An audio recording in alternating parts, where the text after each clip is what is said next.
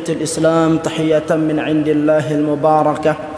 السلام عليكم ورحمة الله تعالى وبركاته.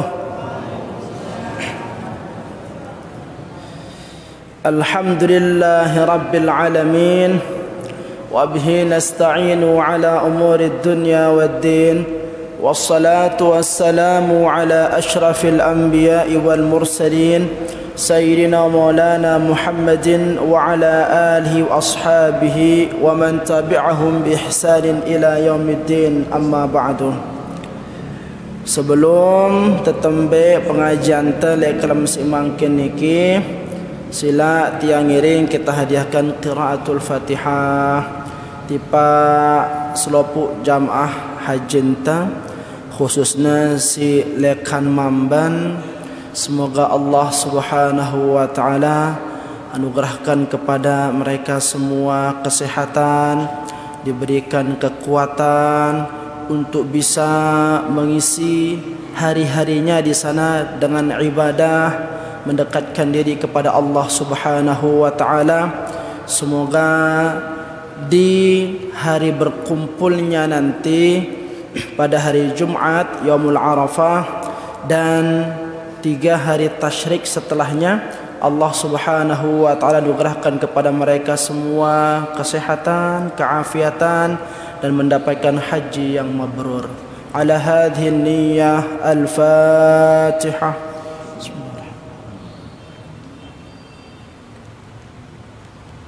Siratal ladzina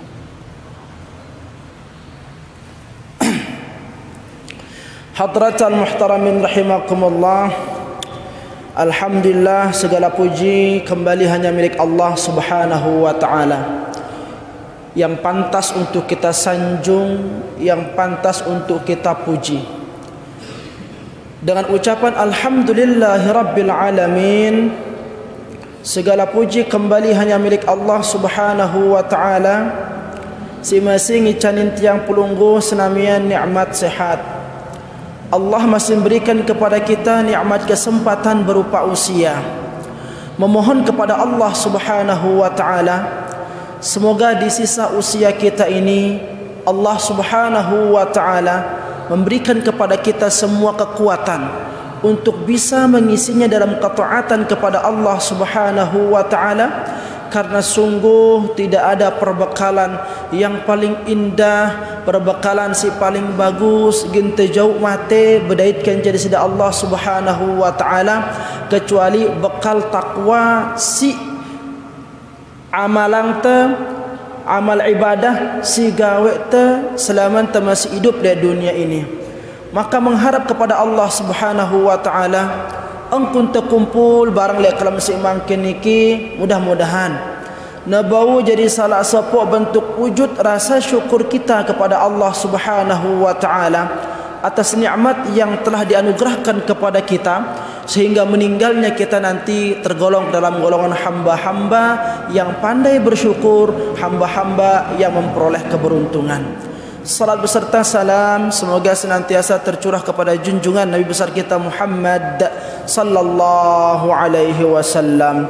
Beliaulah yang mengajarkan kita ilmu, bagaimana cara kita berkeyakinan, bertauhid dengan benar.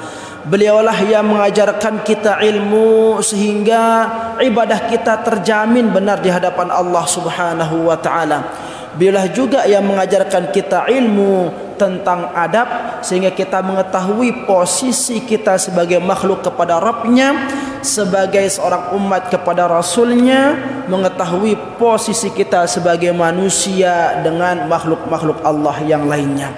Maka dengan ucapan kalimat Allahumma salli ala Sayyidina Muhammad wa ala ali Sayyidina Muhammad, semoga itu selapuan niki temu keberkahan lekan setiap salawat silantunang te, sehingga mampu menjadi jalan kita akan mendapatkan syafaat baginda Rasul sallallahu alaihi wasallam di hari yaumul qiyamah kelak. Dan semoga dengan setiap salawat yang kita lantunkan mampu menjadi jalan Allah Subhanahu wa taala mempertemukan kita dengan kekasih kita Muhammad sallallahu alaihi wasallam di dalam syurganya. Amin amin ya rabbal alamin. Rahimani wa rahimakumullah.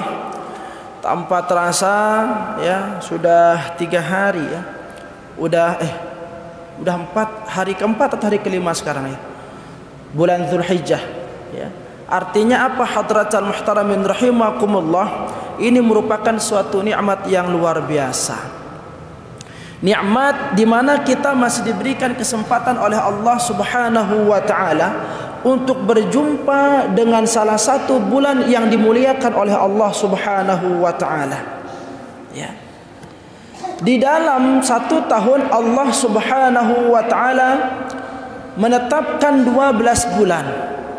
Di antara si 12 bulan ini ada 4 yang disebut hurum oleh Allah Subhanahu wa taala. 3 di antaranya berturut-turut, 1 terpisah, yaitu Dzulqa'dah, Dzulhijjah, Muharram dan Rajab. Dan sekarang kita telah berada pada bulan kedua dari bulan hurum, yaitu bulan Dzulhijjah. Nah, bulan Zulhijjah niki hadratal muhtaramin rahimakumullah ya. Kalau kita berbicara tentang bulan Zulhijjah, maka Zulhijjah ini merupakan bulan yang luar biasa. Sampai-sampai Allah Subhanahu wa taala bersumpah dengan bulan ini di dalam Al-Qur'an. Tepatnya dalam surat Al-Fajr Allah Subhanahu wa taala berfirman, "Wal fajr wa layalin 'ashr." Demi waktu fajar, walayalin 'ashr, dan demi malam yang 10. Nah, para mufassir menafsirkan ayat yang kedua dari surat Al-Fajr ini, yang dimaksud dengan malam yang 10 itu ialah 10 hari pertama bulan Dzulhijjah ya. Walayalin 'ashr, Allah bersumpah dengan Dzulhijjah. Maka memiliki makna apa hadratan muhtaramin rahimakumullah? Tiadalah Allah bersumpah dengan sesuatu kecuali sesuatu itu memiliki keutamaan, memiliki keistimewaan yang tidak didapatkan di waktu-waktu yang lain. Ya. Sama seperti waktu subuh, Allah bersumpah dengan waktu subuh. Allah bersumpah dengan waktu duha. Ya. Ini memiliki makna apa? Waktu-waktu yang digunakan oleh Allah Subhanahu wa taala untuk bersumpah, itu pada waktu itu Allah titipkan begitu banyak keutamaan. Nah, bagaimana dengan Dzulhijjah hadratal muhtaramin rahimakumullah? Sebagaimana disabdakan baginda Rasul sallallahu alaihi wasallam, beliau pernah bersabda, "Sayyidus syuhur syahrul Ramadan." Penghulu daripada semua bulan itu ialah bulan Ramadan. Ya. Dalam 12 bulan itu ada penghulunya. Arak datuna. Mbedatu bulan yaitu bulan Ramadan. Akan tetapi wa a'zamuha hurmatun Dzulhijjah. Ya. Lagu pegawaian si paling belek pahalana, si gen tegawe ino yang Allah cinta akan pekerjaan itu ialah amalan soleh yang dikerjakan pada bulan Zulhijjah. Ramadan menjadi sayyidus syuhur, tetapi Zulhijjah menjadi bulan yang dimana Allah Subhanahu wa ta'ala sangat mencintai pekerjaan manusia di dalamnya. Tidak secinta pekerjaan soleh yang dikerjakan pada bulan yang lainnya.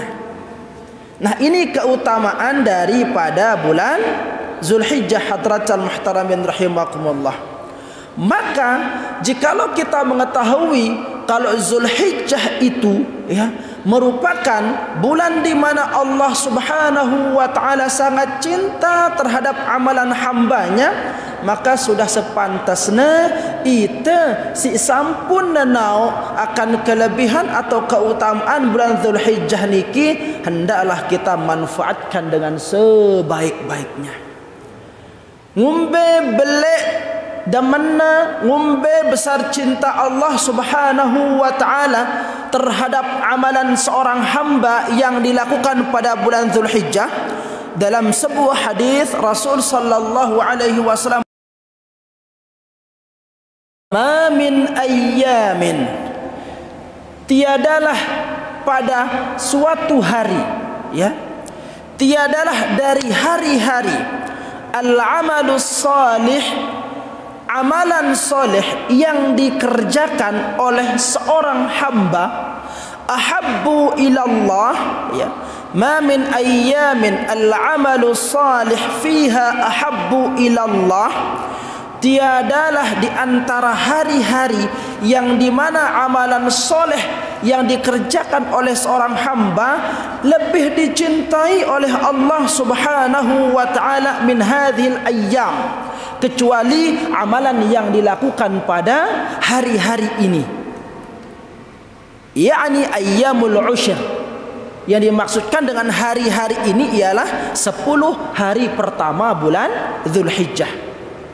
Lamun bahasa Mambanat yang terjemahan, le antara selopuk jelot tau te pegawian bagus, dekna arak pegawian bagus te ino paling nedemen, paling dicintai oleh Allah Subhanahu wa taala, kecuali pegawian bagus si gawe te le 10 jelo pertama bulan Zulhijjah.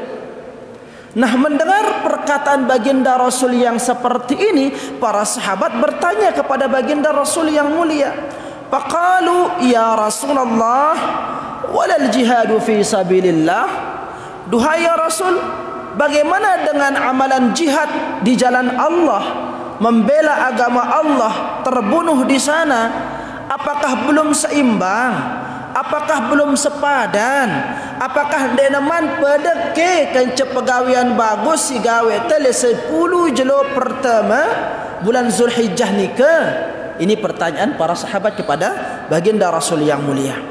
Bagaimana jihad ya Rasulullah? Apakah belum bisa menandingi atau menyeimbangi amalan soleh pada 10 hari pertama bulan Zulhijjah? Qala walal jihadu fi sabilillah. Meskipun jihad di jalan Allah belum mampu menandingi cintanya Allah, sukanya Allah terhadap amalan soleh yang dikerjakan pada 10 hari pertama bulan Zulhijjah. Coba membela agama Allah, perang membela agama Allah, ya, itu belum sepadan, belum bisa berbanding dengan amalan yang dikerjakan oleh seorang hamba pada 10 hari pertama bulan Zulhijjah. Ya, illa, dilanjutkan hadis tersebut, illa, kecuali. Artinya apa? Arak sopok pegawian lamun tegawe ya ino pada derajatna kence amalan soleh si gawe telik 10 jelo pertama bulan Zulhijjah, sama dicintainya oleh Allah. Napi pegawian ino rajulun, seorang laki-laki, kharaja binafsihi wa malihi, sugul lekan balena, lengkap dengan badannya, lengkap dengan nyawanya, wa malihi, keluarnya itu juga dia membawa semua hartanya. Untuk apa? Untuk berjihad di jalan Allah. Falam yarji' min dzalika bi syai'. Ketika dia keluar dari rumahnya, membawa tubuhnya, membawa nyawanya, membawa semua hartanya, dia pergi berjihad membela agama Allah, terbunuh dia di sana, semua hartanya habis, tidak ada terkecuali yang tersisa. Pekerjaan yang seperti inilah yang bisa menyeimbangi dari amalan soleh yang dilakukan oleh seseorang di 10 hari pertama bulan Zulhijjah. Ini luar biasanya hadratal muhtaramin rahimakumullah. Amalan si negawe si sopok manusia le 10 pertama bulan Zulhijjah ini. Maka sekarang belum berakhir 10 pertama bulan Zulhijjah, manfaatkan dia baik-baik. Pemanfaatannya bagus-bagus. Karena kesempatan ini belum tentu kita akan dapatkan pada tahun pada tahun berikutnya. Coba tandingannya itu merengkun dengan si ngorbanang awakna, ngorbanang nyawana, ngorbanang hartana, berjihad di jalan Allah. Ingat, berjihad di jalan Allah, perang, bukan perang-perangan, bukan perang melawan saudara muslim, tidak. Ini perang jihad membela agama Allah, perang kencang dengan kafir, bukan perang bersama satu iman, bukan perang bersama musuh-musuh Allah. Lalu ketika perang itu dia terbunuh, hartanya semua habis, tidak ada yang tersisa dari dirinya dan hartanya, hanya pekerjaan itulah yang bisa menyeimbangi, ya, belekna keutamaan amalan soleh yang dikerjakan pada 10 hari pertama bulan Dzulhijjah. Ya. Maka hadratan muhtaramin rahimakumullah, ya, apa sih tegawe? Kan pertanyaannya seperti itu. Amalan apa yang bisa kita kerjakan pada 10 hari bulan pertama itu, pada 10 hari pertama bulan Zulhijjah itu? Nabi si gentegawe lekan amalan soleh. Nah, perhatikan, kalau kita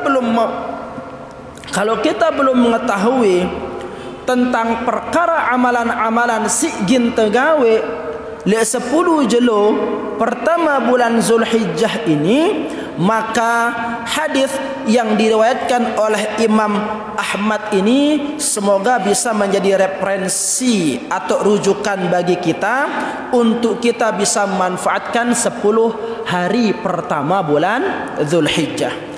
Dalam sebuah hadis Rasul sallallahu alaihi wasallam sabdakan, "Ma min ayyamin, tiadalah dari hari-hari, a'zamu indallah, lebih agung di sisi Allah, wal ahabbu ilaihil amalu fihin, dan tiadalah amalan-amalan yang lebih dicintai oleh Allah daripadanya, min hadhil ayyamil ushr," ya, kecuali pada hari 10 hari pertama bulan Dzulhijjah. Maka fakthiru, perbanyaklah. Nabi perbanyak, fakthiru fihinna, pertama minat tahlil, perbanyak tahlil. Apa tahlil? Mengucapkan kalimat la ilaha illallah, ya.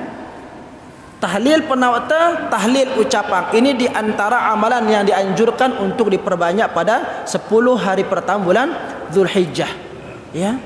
Tahlil sebagaimana yang pelunggu dapatkan dari guru-guru pelunggu, sebagaimana yang pelunggu dapat diijazahkan dari guru-guru pelunggu. Misalkan kalimatnya la ilaha illallah, ya sudah, lantunkan la ilaha illallah, ya. La ilaha illallah, la ilaha illallah, gitu, ya. Karena dengan lamun tahlil ini beda-beda cara dengan, ya. Ada yang tahlil yang dimulai dari bibir hati, ya, lalu ke kanan, kembali ke kiri, ya. Ini metode-metode dengan tahlil.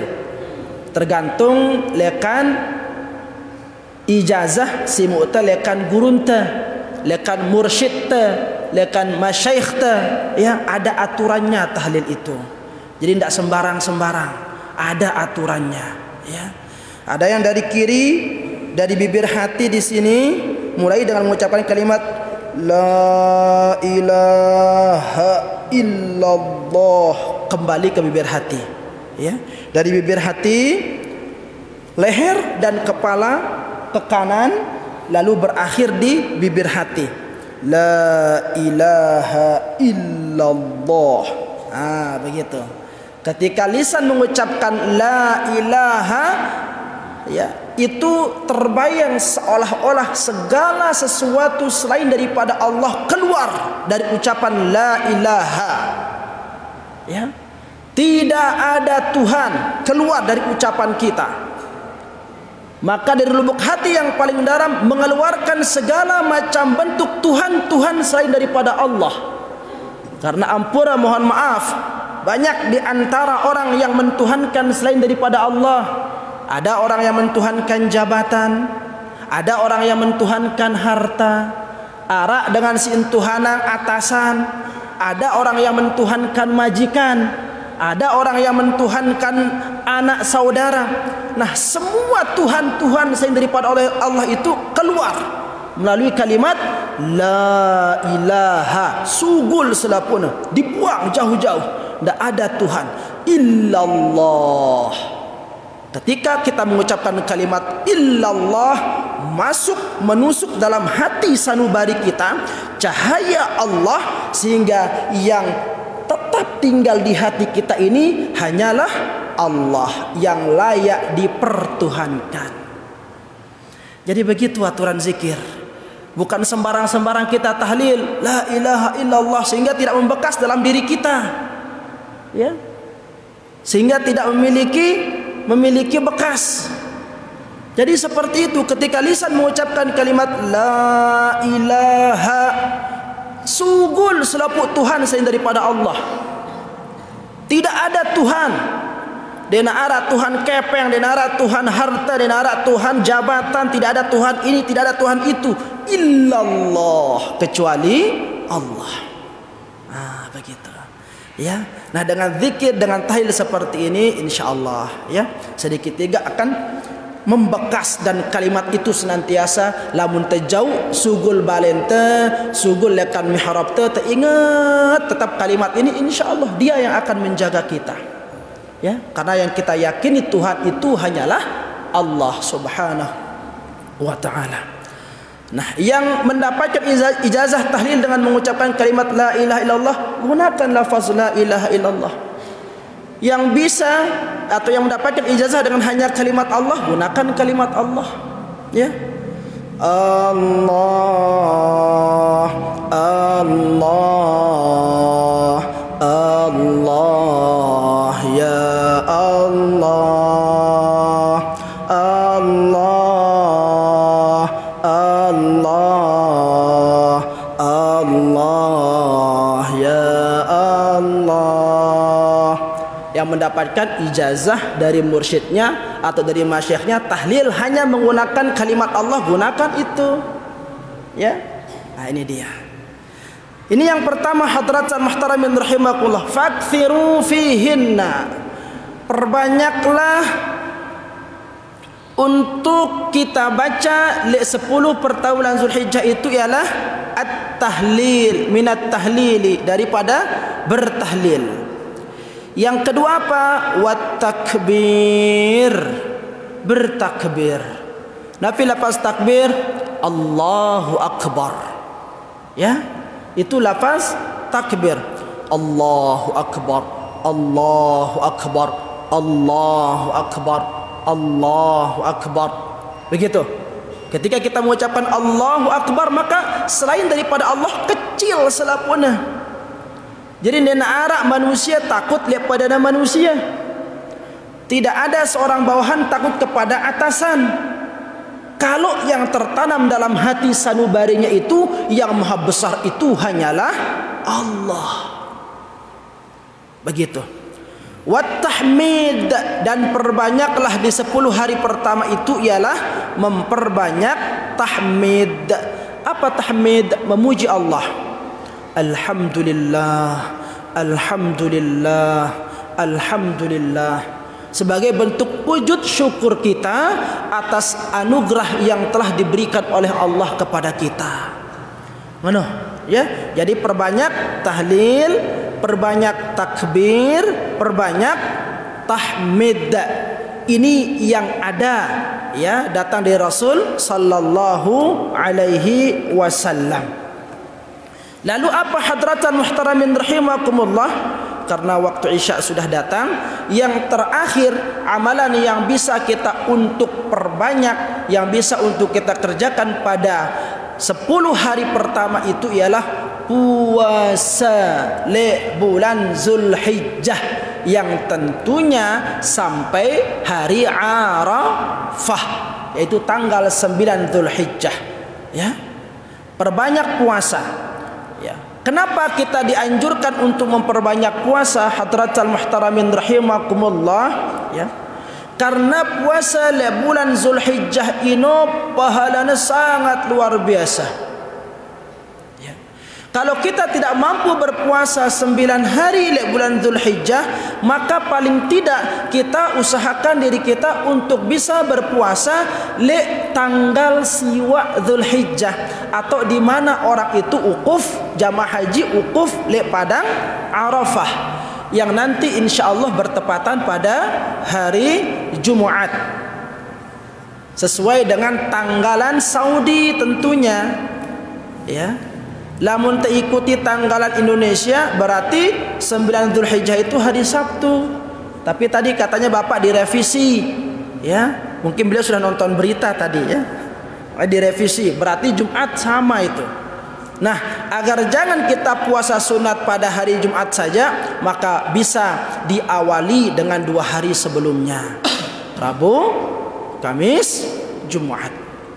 Ya. Nah, barang siapa yang berpuasa pada hari Arafah atau puasa Arafah, Nabi beli pahalana yukaffirus sanatal madiyah wal baqiyah. Allah mengampuni dosa orang yang berpuasa li jelo Arafah ino pada tanggal 9 Zulhijjah itu 2 tahun. Setahun si lewat, setahun si ingin datang. Ini beli pahalan dengan si puasa Arafah. Puasa hanya sehari pada tanggal 9 Zulhijjah. Akan diampuni dosanya 2 tahun. Setahun yang lalu dan setahun yang akan datang. Lalu jangan nanti setelah pelunggu berpuasa pada tanggal 9 Zulhijjah terus lalu maksiat kayak pelunggu dia terus. Ya. Bahkan bejigar jadi dengan wah tepuasa rubin tanggal siwa kan wah jamina do ampunin do santai si tahun sisigen datang, berarti kan udah bonus ngotang malaikat sama saya. Bukan begitu maksudnya, ya. Nah, bagaimana cara Allah Subhanahu wa taala mengampuni dosa hambanya yang telah yang akan datang padahal kan belum dikerjakan, ya. Kok ada janji Allah untuk mengampuni dosa hambanya yang akan datang? Caranya Allah Subhanahu wa taala mengampuni dosa hambanya yang akan datang itu dengan menjaga hambanya agar dia terhindar dari segala macam bentuk maksiat. Ngono. Jagaan itu seepente, ya. Terhindar itu legat pegawaian maksiat. Ya. Lagu ini tipa dengan si tetu sepuasa. Ya, lamun nasi berjorak-jorak aja tidak akan membekas. Tetapi usahakan untuk kita berpuasa, insyaallah, ya. Faman ya'mal mithqala dzarratin khairan yarah wa man ya'mal mithqala dzarratin syarran yarah. Ya, innallaha la yazlimu mithqala dzarrah. Allah itu enggak akan mungkin menzalimi lekan pegawaian hambana. Meskipun sebesar biji gandum pegawaian bagus si gawe enggak mungkin Allah enggak akan balas ini. Gak akan mungkin Allah gak akan balas, pasti Allah akan balas itu. Begitu juga keburukan yang kita kerjakan, sekecil apapun dari keburukan yang kita kerjakan, Allah juga pasti akan membalasnya. Tetapi lanjutan dari kalimat tersebut, wa in taku hasanatan yudha'ifha. Lagu lawan pegawaian si gawe teino bagus, yudha'ifha, maka Allah akan lipat gandakan. Nah, ini kemahamurahannya Allah Subhanahu wa taala. Pegawaian bagus si gawe teh dilipat gandakan oleh Allah Subhanahu wa taala. Pegawaian cengeng lamun dia teman gawe ya, dia neman nulisnya si malaikat. Ya. Jadi kalau pekerjaan buruk itu kalau masih hanya sekedar diniat belum dilakukan, itu masih ditangguhkan catatannya oleh malaikat. Ini tempat kemahamurahan, maha pengasihna Allah Subhanahu wa taala laita pada. Ya, maka oleh karena itu hadratal muhtaramin rahimakumullah, manfaatkan Zulhijjah ini dengan sebaik-baiknya, terutama bagi kita yang memiliki kelebihan rezeki, berusahalah untuk menyisihkan sebagian hartanya untuk mengorbankan darah nanti pada tanggal 10 atau 11 atau 12 atau tanggal 13 Zulhijjah. Karena sesungguhnya si aran tengorban ino yuble pahalana. Laun le jelo kiamat manusia itu tidak akan sempat memikirkan siapa anaknya, tidak akan sempat memikirkan siapa suaminya, tidak akan sempat memikirkan siapa istrinya. Manusia hanya memikirkan nasibnya sendiri. Bingung apakah aku ini genku selamat atau endek. Pada yaumul mizan ditimbang amal pegawaian manusia, lek tono dak-dekan leger manusia. Saking legerna dena arah bapak, dena arah anak, nggak ada guru, nggak ada murid, nggak ada. Saking leger manusia lek tono. Yang kedua, ketika akan diberikan catatan amal pekerjaan, manusia di sana itu lupa siapa orang tuanya, lupa siapa anaknya, karena kekhawatiran yang dahsyat yang ada pada dirinya. Apakah aku ginku nerima lekan kanan catatan amalku atau lekan kiri? Ini nyuruh manusia leger, ya. Dan yang terakhir, pada situasi di mana manusia akan melewati sirat yang di bawahnya terdapat neraka. Salah berjalan tergelincir ke neraka. Di sana manusia akan dahsyat, penuh konsentrasi akan nasib dirinya. Nah, waktu seperti itu susahnya manusia, arak sopok makhluk yang datang yang menyelamatkan manusia pada waktu itu berupa tunggangan. Nah, itulah dia hewan-hewan yang dikurban oleh manusia pada hari raya Idul Adha.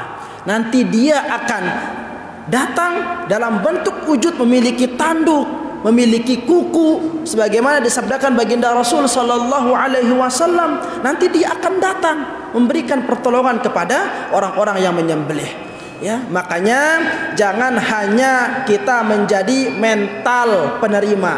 Lamun arak kepeng teh sila. Kita harus merubah mental kita makin.